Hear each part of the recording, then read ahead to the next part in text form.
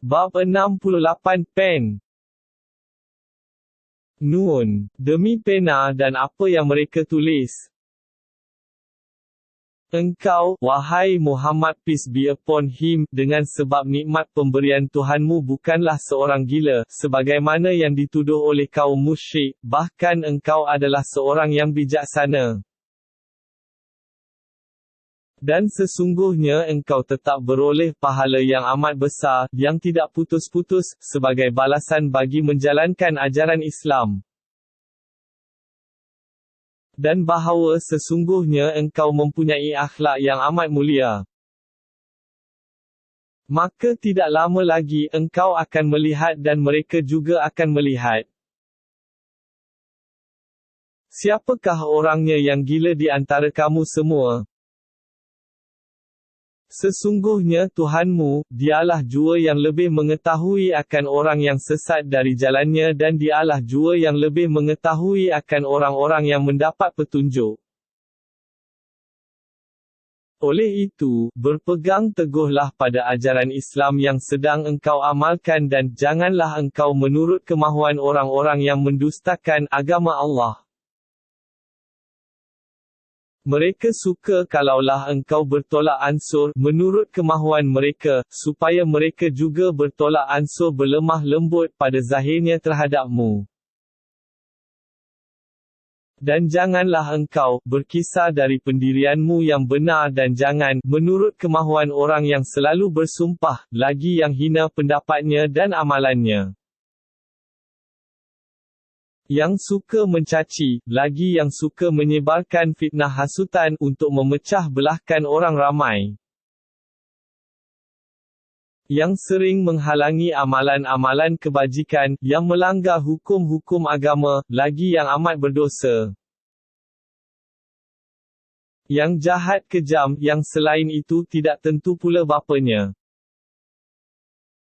Adakah kerana dia seorang hartawan dan ramai anak pinaknya, maka dia mendustakan agama kami? Sengkang. Apabila dibacakan kepadanya ayat-ayat keterangan kami, dia berkata, ini ialah cerita-cerita dongeng orang-orang dahulu kala. Orang yang bersifat demikian, akan didedahkan kehinaannya. Kami akan adakan tanda di atas hidungnya, yang berupa belalai itu.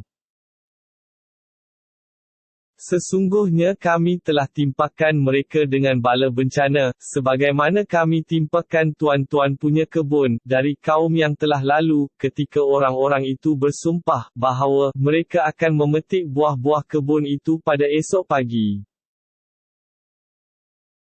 Serta mereka tidak menyebut pengecualian. Maka kebun itu didatangi serta diliputi oleh bala bencana dari Tuhanmu, pada malam hari, sedang mereka semua tidur. Lalu menjadilah ia sebagai kebun yang telah binasa semua buahnya. Kemudian pada pagi-pagi, mereka memanggil antara satu dengan yang lain. Setengahnya berkata, pergilah pada pagi-pagi ke kebun kamu, kalau betul kamu mahu memetik buahnya. Lalu berjalanlah mereka sambil berbisik, katanya. Pada hari ini, janganlah hendaknya seorang miskin pun masuk ke kebun itu mendapatkan kamu. Dan pergilah mereka pada pagi-pagi itu, dengan kepercayaan, bahawa, mereka berkuasa menghampakan fakir miskin dari hasil kebun itu. Sebaik-baik sahaja mereka melihat kebunnya, mereka berkata, sebenarnya kita sesat jalan, ini bukanlah kebun kita. Setelah mereka perhati dengan teliti, mereka berkata, tidak. Kita tidak sesat, bahkan kita orang-orang yang dihampakan, dari hasil kebun kita, dengan sebab ingatan buruk kita sendiri. Berkatalah orang yang bersikap adil di antara mereka, bukankah aku telah katakan kepada kamu, semasa kamu hendak menghampakan orang-orang fakir miskin dari habuannya, amatlah elok kiranya kamu mengingati Allah, serta membatalkan rancangan kamu yang jahat itu. Mereka berkata, dengan sesalnya, Maha Suci Tuhan kami. Sesungguhnya kami adalah orang-orang yang berlaku zalim.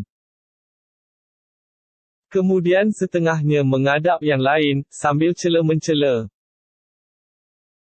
Mereka berkata, aduhai celakanya kita. Sesungguhnya kita adalah orang-orang yang melampaui batas. Semoga Tuhan kita, dengan sebab kita bertaubat, menggantikan bagi kita yang lebih baik daripada kebun yang telah binasa itu. Sesungguhnya, kepada Tuhan kita sahajalah kita berharap. Demikianlah azab seksa, yang telah ditimpakan kepada golongan yang ingkar di dunia, dan sesungguhnya azab hari akhirat lebih besar lagi, kalaulah mereka orang-orang yang berpengetahuan, tentulah mereka beringat-ingat. Sesungguhnya orang-orang yang bertakwa, disediakan bagi mereka taman-taman syurga yang penuh nikmat, di sisi Tuhan mereka. Patutkah kami, berlaku tidak adil, dengan menjadikan orang-orang Islam, yang taat, sama seperti orang-orang yang berdosa, yang kufur ingkar?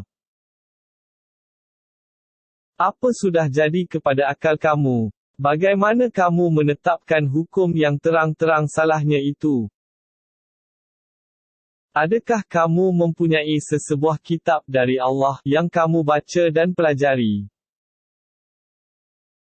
Bahawa di dalam kitab itu membolehkan kamu mendapat apa sahaja yang kamu pilih? Atau adakah kamu mendapat akuan-akuan yang ditegaskan dengan sumpah dari kami, yang tetap hingga hari kiamat, menentukan bahawa kamu dapat mencapai apa yang kamu putuskan? Bertanyalah kepada mereka, siapakah orangnya di antara mereka yang menjamin benarnya hukum, bahawa mereka akan mendapat di akhirat apa yang didapati oleh orang Islam? Atau adakah mereka mempunyai sekutu-sekutu, yang sefaham dengan mereka? Kalau ada, maka hendaklah mereka membawanya, jika betul mereka orang-orang yang benar. Ingatkanlah orang-orang yang tidak beriman akan masa didedahkan kedahsyatan huru-hara, hari kiamat, dan mereka diseru supaya sujud maka mereka tidak dapat melakukannya.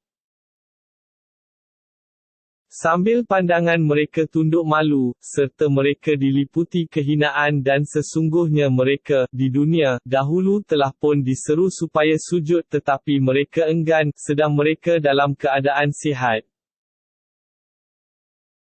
Biarkanlah aku sahaja, wahai Muhammad peace be upon him, dengan orang yang mendustakan keterangan Al-Quran ini, kami akan menarik mereka sedikit demi sedikit ke jurang kebinasaan, dari arah yang mereka tidak mengetahuinya. Dan aku akan melanjutkan tempoh untuk mereka, sesungguhnya rancangan sulitku, terhadap golongan yang kufur ingkar itu, amatlah kuat kukuh. Pernahkah engkau, wahai Muhammad peace be upon him, meminta sebarang bayaran kepada mereka, mengenai ajaran Islam yang engkau sampaikan, lalu mereka merasa berat menanggung bayaran itu, sehingga menjauhkan diri daripada menyahut seruanmu? Atau adakah di sisi mereka, Lauh Mahfuz yang mengandungi perkara-perkara yang gaib lalu mereka menyalin, daripadanya untuk menentang ajaran dan peringatanmu?